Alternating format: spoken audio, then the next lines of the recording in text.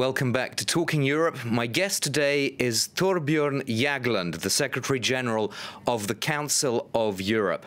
Not to be confused with the European Council, it is not an EU institution.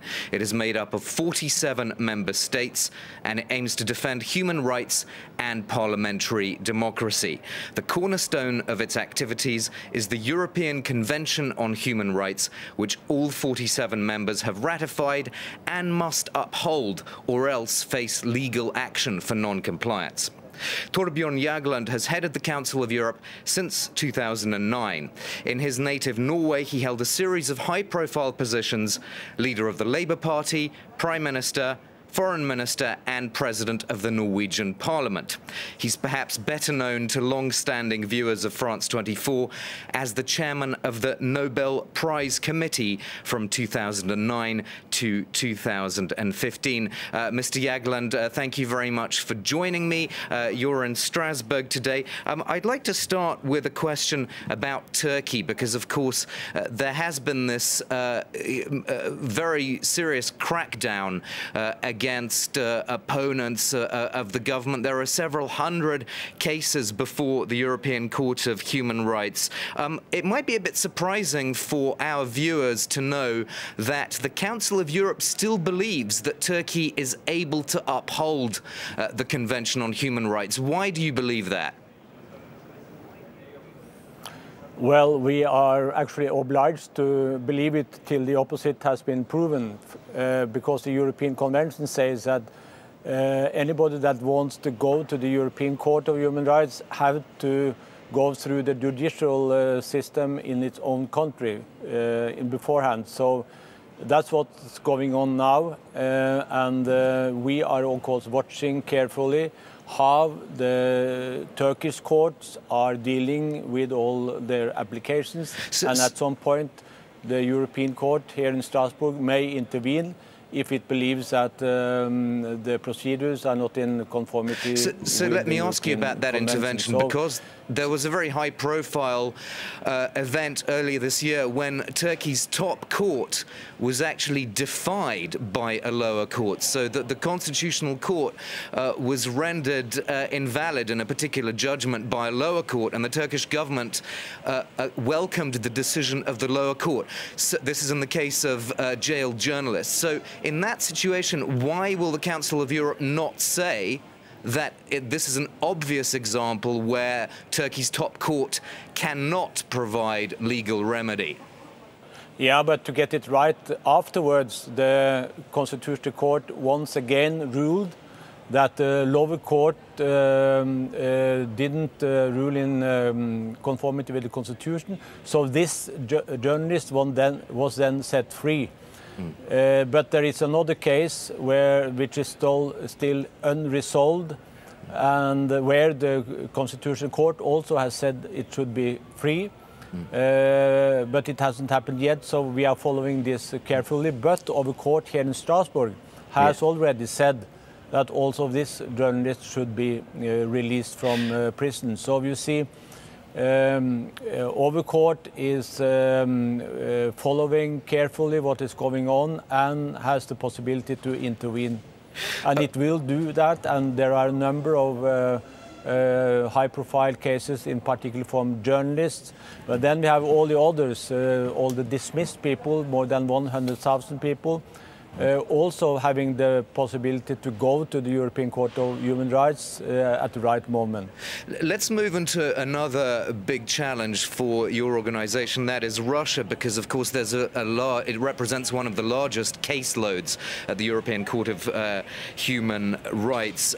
What is the situation regarding Russia now? Because apparently its status is in question. It might withdraw from the Council of Europe. Do you take that threat seriously? Yes, I do, and actually also Russia can be kicked out, because it is now not paying for the budget, and if that goes on, of course the other 46 member states cannot accept to have a member that doesn't pay for the budget, for instance, for the European Court of Human Rights. But the whole thing started with the annexation of Crimea and the Parliamentary Assembly deprived the Russian delegation for their voting rights in the assembly. The problem is that the assembly is electing the judges to the court, the Human Rights Commissioner, and also my successor when it comes up in 1 year time. So also this is not sustainable, so one has to find a solution to both problems so that Russia can pay for the budget and that Russia is back and can vote for the highest official in the organization. Of course, Russia has said there's a double standard because when it comes to the rule of law, which the Council of Europe defends or wants to uphold, it says, where was the Council of Europe when President Yanukovych was overthrown in Ukraine? So I think they would obviously beg to differ with your point that this all started with the annexation of Crimea. But be that as it may, your main point is that to have Russia outside the Council of Europe would be a disaster for Russian citizens who want to use these legal recourses, isn't it? It is true. If Russia falls out of the convention, then 145 million people will be deprived of the right to go to the European Court. And actually the Russian population likes the court and they use it very much. And I think that it would be a disaster for people living there, but it would also be a major problem for Europe. As I see it, Europe would not be better off if Russia goes on its own without these formal, judicial and binding obligations towards the European standards with regard to rule of law and human rights. So this is a big political topic, which I hope that political leaders at the top level also have to deal with.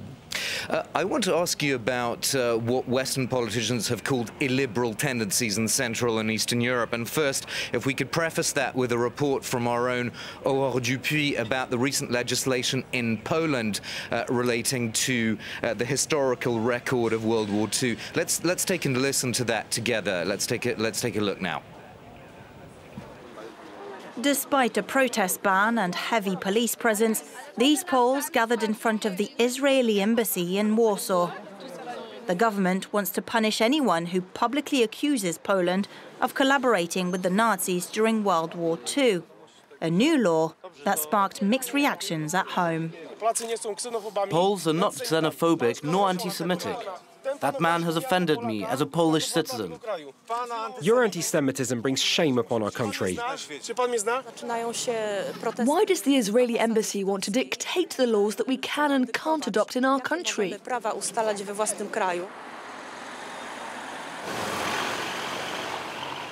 For the nationalist government, protecting Poland's image is a priority. The law is used to fight against what it sees as defamation.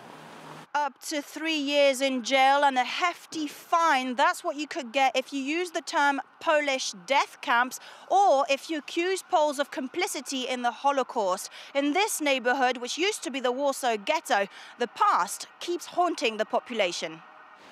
In all, 6 million Poles died in the Second World War, half of them Jews. Many were placed in ghettos where this cemetery used to lie. It still bears the scars of the war, neglected by the Nazis, then by the communists. For many in the Jewish community, anti-Semitism remains. The so-called Holocaust law is seen as a tool to whitewash history. This man says his father was one of 2 survivors in his entire family. Poland boys to catch him, to give him to the Dutch, to the German, to have little money for that. Yeah. In the last minute, he come out for that boys, and some family take out some rope and bring him up. And everyone know what much people from the Poland help to the German, to the Nazis. 7 decades after the Holocaust, the controversy has sparked a diplomatic rift with Israel that accuses Poland of distorting the truth. So, Mr. Jagland, clearly there is an issue of freedom of expression at play here as far as the Council of Europe is concerned. Can you imagine any circumstances in which action would be taken against Poland over the application of this law? Yes, I can imagine that, because also all Polish citizens have the right to go to the Court of Human Rights and make a complaint. So that may happen, but as far as I know, we haven't got any complaint yet. But I would like to say here that it's very important to protect freedom of expression also for historians. And history is not written by one historian, it is written by many. And I do not think that authorities should intervene in such processes. But of course, this is a very sensitive issue for Poland. And, but it cannot be, so to say, handled by law. It has to be handled by historians and all those who are taking part in a public debate. So I mean, you always get history right when there is a free discussion about it. We'll have to move on because we have so much to talk about with you on other tendencies that are happening inside the European Union. One thing that you've been promoting a lot in recent weeks is the Istanbul Convention, which relates to women. What are the difficulties that you've encountered? Because I gather not all countries have been able to ratify this. What are the successes and failures on that? Well, already 29 countries have ratified this, and this convention is about fighting violence against women and domestic violence. But recently there are a lot of misunderstandings, and I would say misperceptions have been spreading around, in particularly in countries in Eastern Europe. So it made it impossible to ratify this convention in Bulgaria recently. But fortunately in Croatia, where the same campaign took place, the Prime Minister stood up and defended the convention and said what it was about and what it was not about. So there they got a clear majority, but obviously there is a campaign in many European countries against the convention, saying that this is about accepting same-sex marriage, it's about gender issues, it's about many things that actually are not dealt with in the convention at all. So it's a campaign orchestrated by some NGOs and probably also by the church. Yeah, it's become part of these culture wars in a sense between East and West to some extent. On a related issue, of course, it's not about domestic violence, it's something different. But on sexual harassment, you know, this has been a big issue. In France, there was that IFOP survey at the end of February, I think it was, if memory serves me right, which suggested that a third of French women have suffered sexual harassment in the workplace. I gather you have some announcements to make about this? Yes, I do. We are now working on a broad action plan against sexism, which exists, have always existed, but it is more exposed now because of the media and the social media and so on. So it exists in the workplace, in schools, everywhere, and it has to be taken seriously. And the Me Too campaign, of course, gave a clear message in this respect, and it has led to the fact that many politicians are taking this much more seriously, fortunately.